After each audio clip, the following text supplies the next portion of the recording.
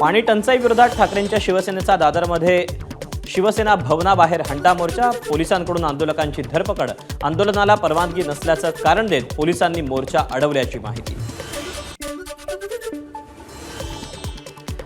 जालना जिल्हा परिषदेत सीओच्या दालनासमोर पाणी टंचाईला कंटाळून एका ग्रामस्थाचा आत्मदहनाचा प्रयत्न।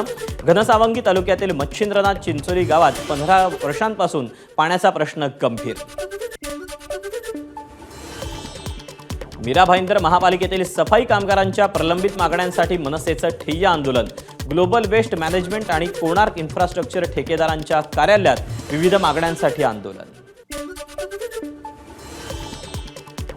उपमुख्यमंत्री एकनाथ शिंदेंकडून मुंबईतील रस्त्यांच्या काँक्रिटीकरणाची पाहणी। शिंदेंसह पालिका आयुक्त भूषण गगराणी आणि मंगलप्रभात लोढांचीही उपस्थिती। देशात यंदा सरासरीपेक्षा जास्त पाऊस, सरासरीच्या 105% पावसाचा अंदाज। भारतीय हवामान विभागाची पत्रकार परिषदेत माहिती।